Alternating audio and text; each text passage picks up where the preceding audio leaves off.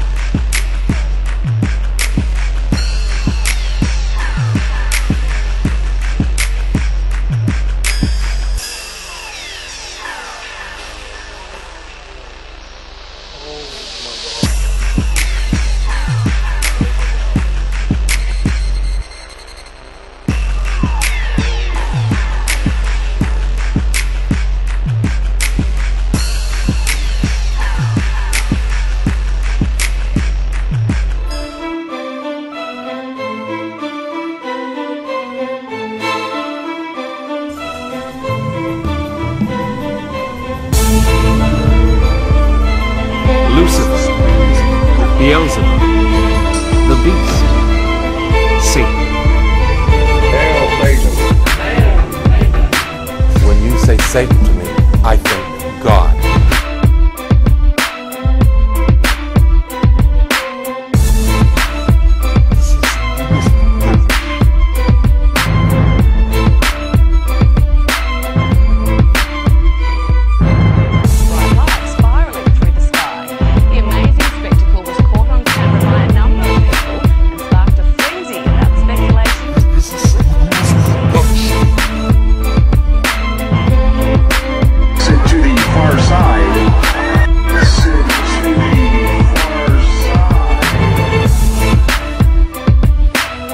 Story right now, as many of you spot a giant ball of light. There it is, zipping through our skies tonight.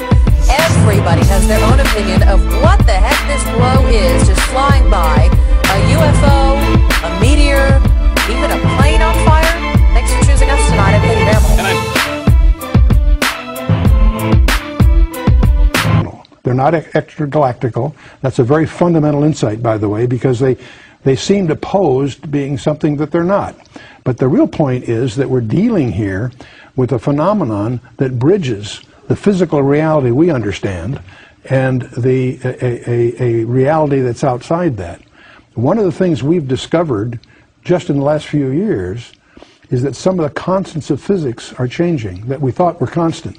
And Scientific American, in June of 2005, ran an article in which they pointed out if the constants of physics are changing, that implies that our physical reality is actually a subset, a shadow of a larger reality. And when you start dealing in the UFO area, that's one of the other demonstrations that there is a hyperdimensional aspect to this. And you actually, from your research, believe that some of the people that report they've been abducted is actually true. That is the spookiest side of this whole area, and probably the classic author in this area is Dr. John Mack, head of psychiatry for Harvard Hospital. He's written a book on this whole area. Clearly, and there was a conference at MIT on this whole subject. There are enormous numbers of people. Some estimates are between over 1% of the population, maybe as high as 2 or 3%, claim to have had an experience which involves being abducted by these vehicles or whatever. And now their stories are too bizarre to accept on the one hand. On the other hand, when you profile these people, they're above average intelligence, no prior psychiatric history, clearly subject to some serious trauma, and not anxious. They're almost trying to hide the stories rather than reveal them. And their stories are similar. That's the thing that's so amazing. They're united by some common threads. In fact, that was Mac's challenge to the conference at MIT. He says, if what these people say is happening isn't happening, what is happening? Because these stories all have common links. These that we're making available is you talk about Joshua's assignment to destroy all the people in particular areas that a lot of people wonder about. Yeah, when you read that as a New Testament reader, you're shocked because God tells Joshua to wipe out every man, woman, and child of 4 key tribes. And that shocks, the New Testament reader, because we don't understand that there is a gene pool problem again. We understand Genesis 6, the flood of Noah, was dealing, among other things, with a gene pool problem in the human predicament. What we don't realize is that Satan had again laid down a minefield in Canaan, because when he found out from God's revelation to Abraham that his descendants would be away and then return after 400 years, that gave Satan 400 years to lay down a minefield. When you study the book of Judges geographically, you discover that they didn't follow through in certain areas to wipe out their instructions. The places they missed was a place called Bashan. We call that the Golan Heights today. There's other areas, the central part, that we would call Judea and Samaria, but now it's called the West Bank. West Bank, and right. There's the third area, a place called Gaza. And you stand back from that and you realize those areas where they failed to follow through in the book of Judges are the same areas that are under dispute today. And you begin to realize that there's a demon overlay on human history here that we need to understand. And that's my next question. In your opinion, are we talking about aliens from foreign planets, or are we talking about demons? Well, first of all, I don't believe that even J. Allen Hyde and Jacques Vallée concluded they're not intergalactical for a number of good physical reasons. We believe they're hyperdimensional, they're demonic. They also pretend to be something they're not. That means that one of their tools is deceptions. And so that gives us a perspective of where they stand biblically. I believe that they are real today and that they are demonic in their root purpose. And so that creates a danger to anyone that isn't tutored in this area.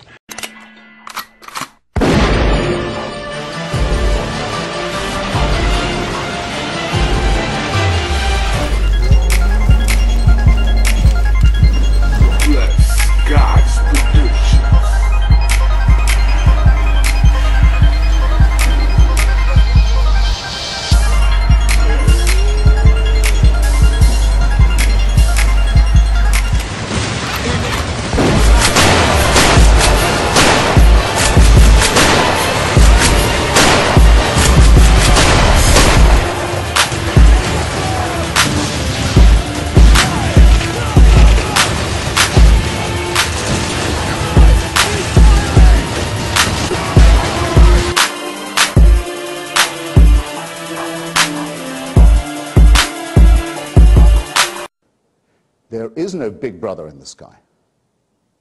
It is a horrible idea that there is somebody who owns us, who makes us, who supervises us, waking and sleeping, who knows our thoughts, who can convict us of thought crime, thought crime, just for what we think, who can judge us while we sleep for things that might occur to us in our dreams, who can create us sick, as apparently we are, and then order us on pain of eternal torture to be well again.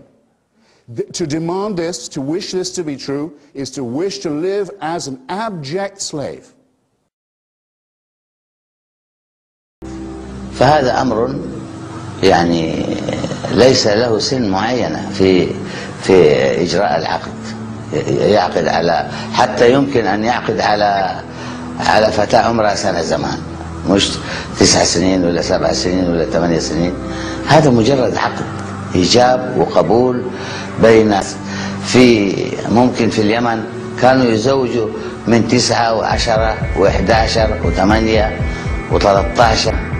ولنا في رسول الله صلى الله عليه وسلم قدوة حسنة، حيث عقد على زوجته عائشة، وكان سنها 6 سنوات، وبنى عليها، يعني دخل عليها صلى الله عليه وسلم 9 سنوات. يقول 6 سنوات. لا، عقد عليها وهي 6. وتزوجها. يعني العقد في 6 والبناء اللي هو الدخول في 9 سنوات.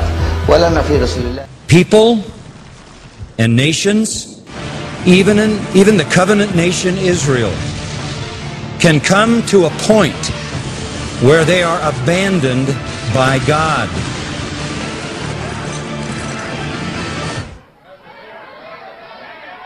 Hey, how are you? I want to thank... God is the one and only true living God, the creator of heaven and the universe. Jesus Christ is God. Jesus Christ is God. Jesus Christ is God. Jesus Christ is God. I agree.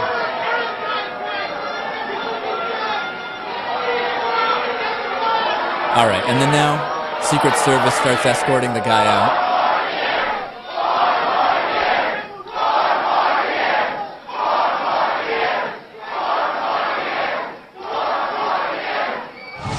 When God lets you go, it's serious. When Jesus pronounces over you abandonment, it's serious. Now I'm going to say something, you're going to have to hold on to your seat a little bit. I'm convinced, beyond doubt, that in the same sense, God has abandoned America.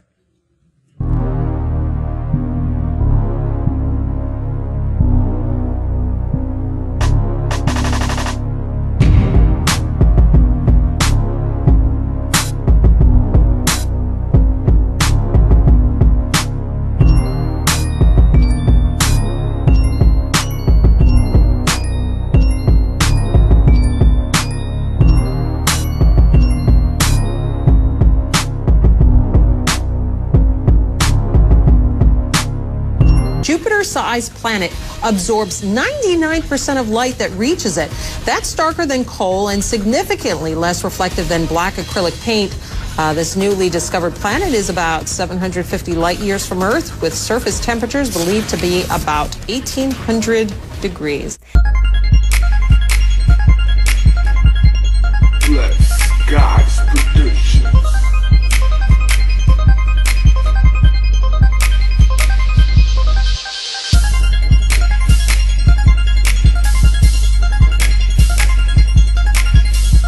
Endtimes TV, it's Friday, August 26th. I'm K. Cameron Lau. Almost too interesting to be considered science fact, astronomers are now reporting that they have stumbled upon a peculiar planet racing around a tiny star 4,000 light years away that is apparently made of diamond.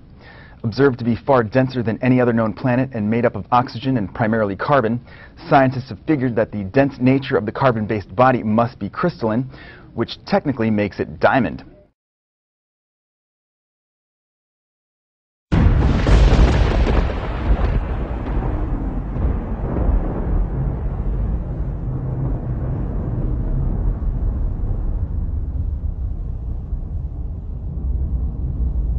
I'm going to say something, you're going to have to hold on to your seat a little bit. I'm convinced, beyond doubt, that in the same sense, God has abandoned America. You can't even count how many million pornographic websites there are. When a society is abandoned by God, it operates out of its own perverse sexual passion without restraint. So the first thing that you look for in a society, if you're trying to discern whether God has abandoned that society, is whether or not that society has gone through the sexual revolution so that illicit sex, adultery, every form of immorality is accepted as normal in that society. And we're there. You know a society has been abandoned by God when it celebrates lesbian sex. So you follow a sexual revolution with a homosexual revolution. And homosexuality becomes normalized. And you look at this world and you say, rampant sexual immorality, out of control.